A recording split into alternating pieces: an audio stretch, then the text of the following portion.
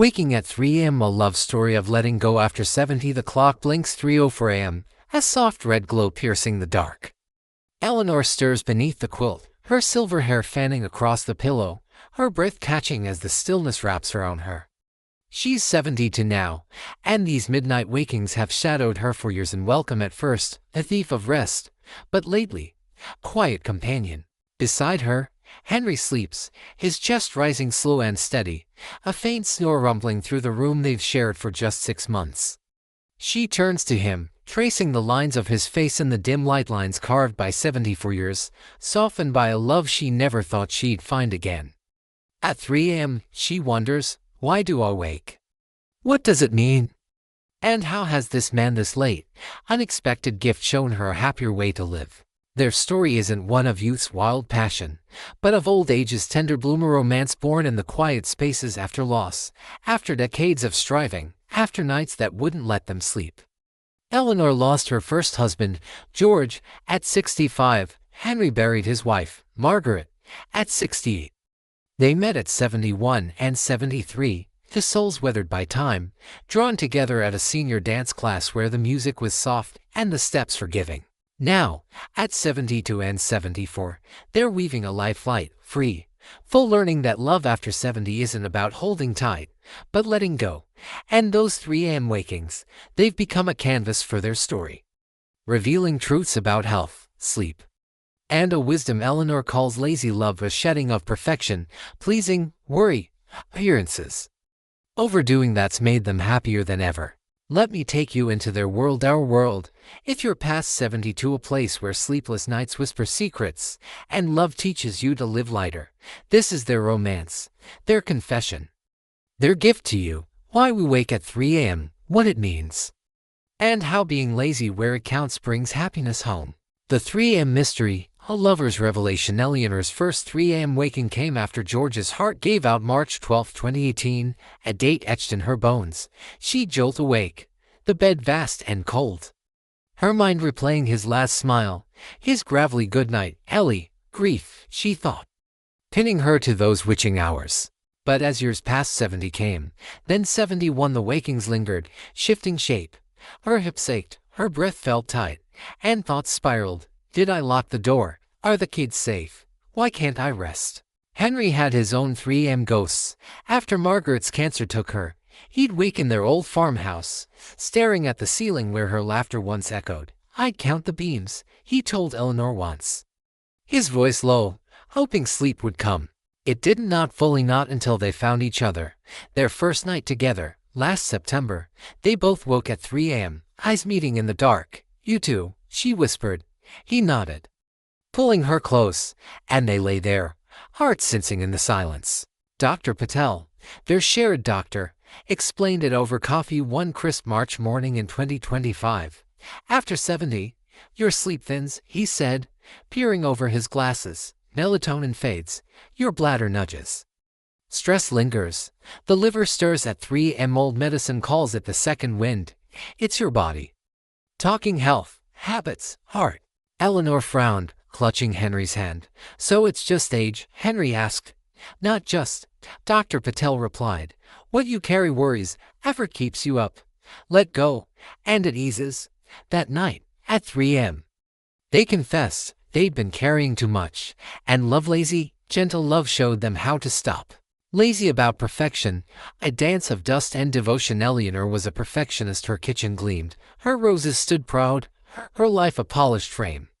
After George, it was her shield, control in a world unmoored. Henry saw it early, that first month they dated. She'd fuss over dinner plates aligned, sauce simmering, her hands trembling with effort.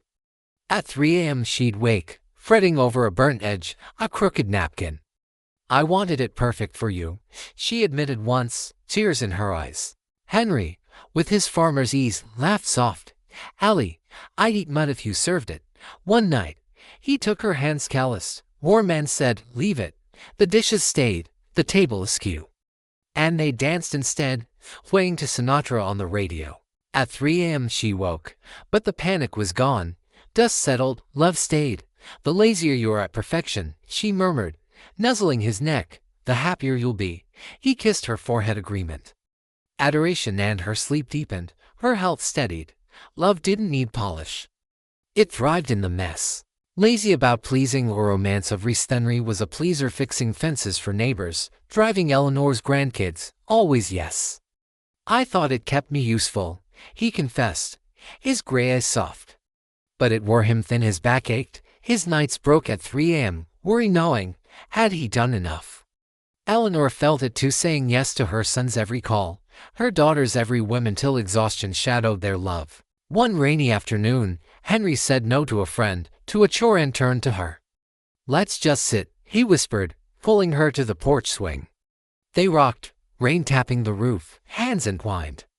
At 3 a.m., they woke, but the weight was lighter, no one's disappointment loomed.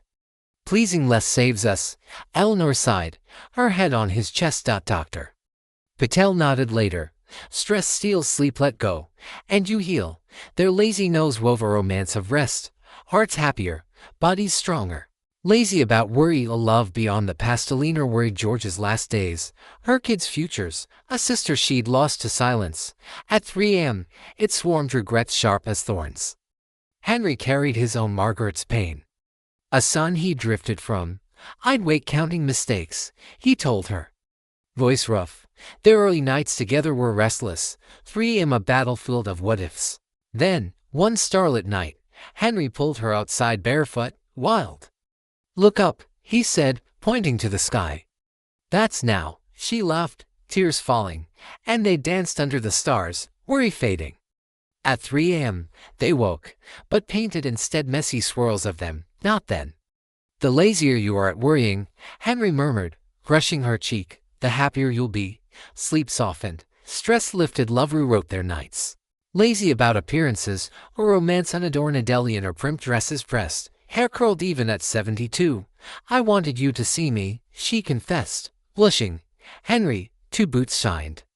Shirts tucked, fearing ages fade. At 3 a.m., they'd wake, fretting mirrors, lines. Gray. Love faltered under the strain.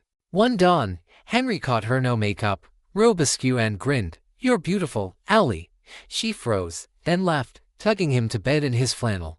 They woke at 3 a.m., bare and real. Giggling like kids, lazy about appearances, she whispered, hissing his stubble jaw. "Makes us happier." Health bloomed, less tension, more rest. Love needed no mask, only them. Lazy about overdoing, a love that rests. They pushed Eleanor gardening till dusk, Henry chopping wood past dusk. "Proving we're alive," he chuckled, but it broke them, her fall. His cough and 3 a.m. screamed with pain. "Rest," Dr. Patel urged. "It's strength." They resisted. Laziness felt wrong until love won. One golden afternoon, they napped sprawled on the couch, hands lace. At 3 a.m., they woke, not aching, whole. "The lazier you are at overdoing," Eleanor sighed, curling into him. "The happier you'll be." They stroll now, not sprint. They rest, not rush. Sleep deepens. Love grows lazy, perfect, theirs. A romance reborn at 3 a.m. They still wake at 3 a.m. Sometimes the clock blinks, the night hums, but it's a lover's hour now. Eleanor traces Henry's hand. He kisses her brow. "Why do we wake?" she muses. "To find each other," he whispers. It's health, less stress, deeper rest. It's sleep, gentler, fuller. It's love, lazy where it counts, shedding what drags for what lifts. Stay healthy, stretch gently, eat simply, sleep deeply. Stay happy, laugh, connect, breathe. After 70, they've earned this: a life light, free, full. Be lazy where it counts, and happiness follows you home. At 3 a.m., Eleanor and Henry smile, two hearts, one web of love, forever entwined.